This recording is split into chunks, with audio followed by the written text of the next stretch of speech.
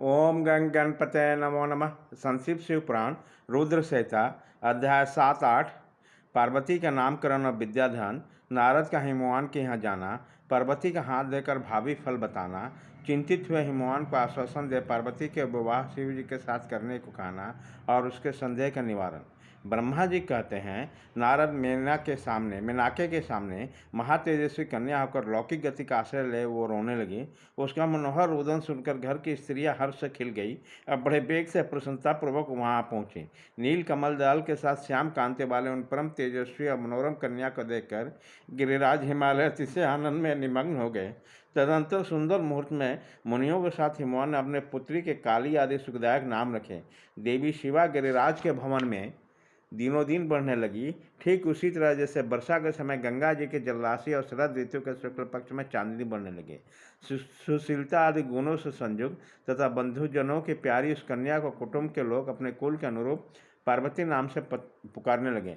माता ने कालिकी को उमा अरे तपस्या मत कर कहकर तप करने से रोका था। मुने इसलिए सुंदर मुख वाली गिरिजा नंदिनी आगे चलकर लोक में उमा के नाम से विख्यात हो गई।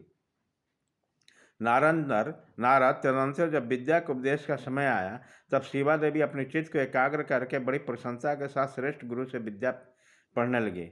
पूर्व जन्म की सारी विद्या उन्हें उसी तरह प्राप्त हो गई जैसे शरद काल में हंसों की पात अपने आप स्वर्ग गंगा के तट पर पहुंच जाती है और रात्रि में अपना प्रकाश स्वतः औषधियों को प्राप्त हो जाता है। मुने, इस प्रकार मैंने शिवा को किसी एक लीला का वर्णन किया है। एक अन्य लीला का वर्णन करूँगा, सुनो। एक समय की बात है कि तुम भगवान शिव के प्रेरणा से प्रसन्नतापूर्वक हिमाचल के घर गए। मुने, तुम शिव तत्व के ज्ञाता और उनके लीला के जानकारों का श्रेष्ठ हो।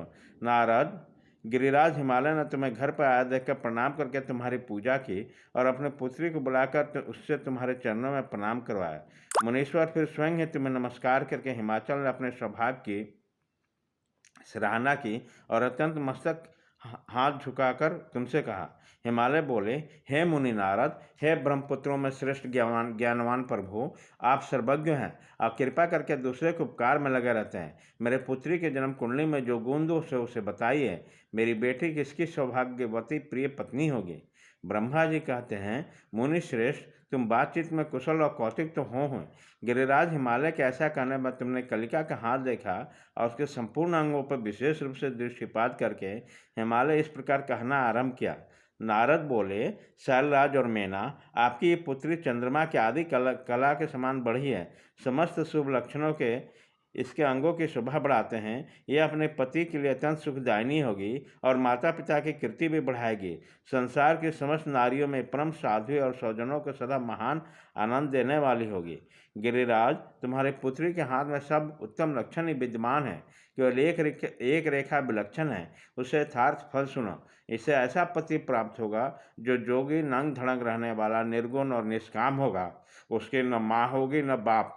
उसे मान सम्मान का भी कोई ख्याल नहीं रहेगा और वो सदा मंगल भेष धारण करेगा। ब्रह्मा जी कहते हैं, नारद, तुम्हारी इस बात को सुनकर और सत्य बात मानकर मेना और हिमाचल दोनों पति पत्नी बहुत दुखित हुए। परंतु जगदम्बा सेवा तुम्हारे द्वारा ऐसा वचन को सुनकर लक्षणों द्वारा भावी पति को शिव मानकर मन ही मन हर्ष से खिल उठे। नारद जी की बात कभी झूठ नहीं हो सकती। यह सोचकर शिवा भगवान शिव के जुगल चरणों में संपूर्ण हृदय से अत्यंत स्नेह करने लगे। नारद, उसी समय मन ही मन दुखी होकर हिमवान ने तुमसे कहा, मुने, उस रेखा का फल सुनकर मुझे बड़ा दुख हुआ है।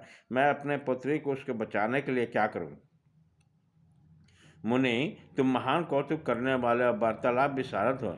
हिमवान की बात सुनकर अपने मंगलकारी वचनों द्वारा उनकी हर्ष बढ़ाते हुए तुमने इस प्रकार कहा। नारद बोले, गिरिराज, तुम स्नेहपूर्वक सुनो। मेरी बात सच्ची है, यह झूठ नहीं होगी। हाथ की रेखा ब्रह्मा जी की लिपि है, निश्चय वह मिथ्या नहीं हो सकती। अतः शैलपुरवर इस कन्या को वैसा ही पति मिलेगा, इसमें संशय नहीं है। परंतु इस रेखा का कुफल से बचने के लिए एक उपाय भी है। उसे प्रेम पूर्वक सुनो। उसे करने से तुम्हें सुख मिलेगा।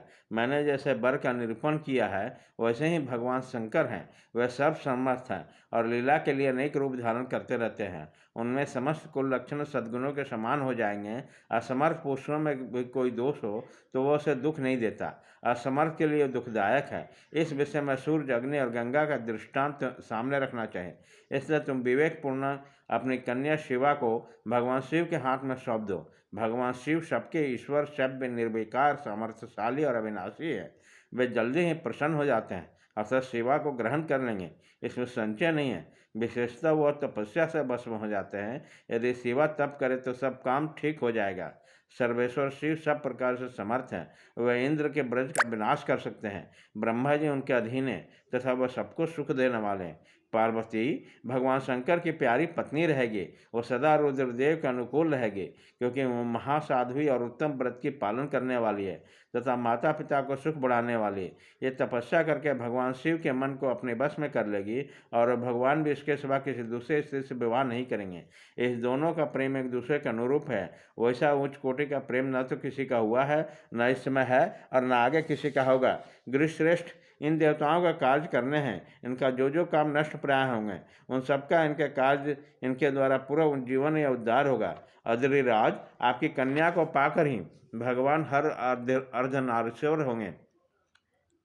इन दोनों का पुनः हर्षपूर्वक मिलन होगा। आपकी पुत्री अपनी तपस्या के प्रभाव से सर्वेश्वर महेश्वर को संतुष्ट करके उनके शरीर के आधे भाग को अपने अधिकार में कर लेगी और उनका अर्धांग बन जाएगी। गिरिश्रेष्ठ, तुम्हें अपनी कन्या भगवान शंकर के सिवा दूसरे किसी को नहीं देने चाहिए। ये देवताओं का गुप्त रहस्य है, इसे कभी प्रकाशित नहीं करना चाहिए। हिमालय ने कहा, ज्ञानी मुनि नारद, मैं आपको एक बात बताता हूँ, उसे प्रेम पूर्वक सुनिए और आनंद का अनुभव कीजिए। सुना जाता है कि महादेव ये सब प्रकार की आसक्तियों का त्याग करके अपने मन को संयम रखते हुए नित्य तपस्या करते हैं। देवताओं की भी दृष्टि में नहीं आते हैं। देवर्षि, ध्यान मार्ग में स्थित लगाए भगवान शंभु पर ब्रह्म में लगाए हुए अपने मन को कैसे हटाएंगे? ध्यान छोड़कर विवाह करने कैसे उद्यत होंगे? इस विषय में मुझे महान संदेह है। दीपक की लौ के समान प्रकाशमान, अविनाशी, प्रकृति से परे, निर्विकार, निर्गुण, सगुण, निर्विशेष और निरी जो परम ब्रह्म है, वही उनका अपना सदाशिव नामक स्वरूप है। अतः वह उसी का सर्वत्र साक्षात्कार करते हैं, किसी बाह्य अनात्म वस्तु पर दृष्टि नहीं डालते हैं। यहाँ आए हुए किन्नरों के मुख से उनके विषय में नित्य ऐसी ही बात सुनी जाती है।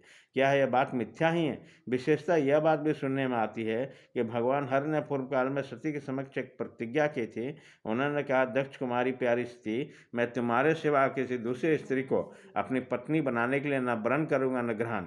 यह मैं तुम्हें सत्य कहता हूँ। इस प्रकार सती के साथ उन्होंने पहले ही प्रतिज्ञा कर ली। अब सती के मर जाने पर दूसरे किसी स्त्री को कैसे ग्रहण करेंगे?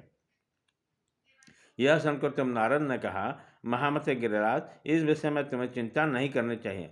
तुम्हारी ये पुत्री काली ही पूर्व काल में दक्ष कन्या सती हुई थी। वह इसी का सदा सर्वमंगलदायी सती नाम था। वह सती दक्ष कन्या होकर रुद्र की प्यारी पत्नी हुई और पिता के यज्ञ में अनादर पाकर भगवान शंकर का भी अपमान हुआ। देख क्रोधपूर्वक अपने शरीर को त्याग दिया। वही सती तुम्हारे घर में उत्पन्न हुई है। तुम्हारी पति साक्षात जगदम्बा शिवा है। वह पार्वती भगवान हर की पत्नी हो गई, इसमें संशय नहीं है। नारद यह सब बात करते हुए हिमवान को विस्तार पूर्वक बताए। पार्वती का पूर्व रूप उसके चरित्र प्रीति को बढ़ाने वाला है। काली का संपूर्ण पूर्ण वृत्तांत को तुम्हारे मुख से सुनकर हिमवान और उसकी अपनी पत्नी और पुत्र के साथ संदेह रहित हो गए। इसी तरह तुम्हारे मुख से पूर्व कथा को सुनकर काली ने लज्जा से मस्तक झुका लिया और उसके मुख पर मंद मुस्कान की प्रभा फैल गई। गिरिराज हिमालय पार्वती के चरित्र सुनकर उनके माथे पर हाथ फेरने लगे और मस्तक सुनकर उसने अपने आसन के पास बिठा लिया। नारद, इसके पश्चात तुम उसी सन प्रसन्नतापूर्वक स्वर्लोक चले गए और गिरिराज हिमवान भी मन ही मन मनोहर आनंद से युक्त अपने सर्व संपत्तिशाली भवन में प्रसिद्ध हो गया। अध्याय 7-8 खत्म।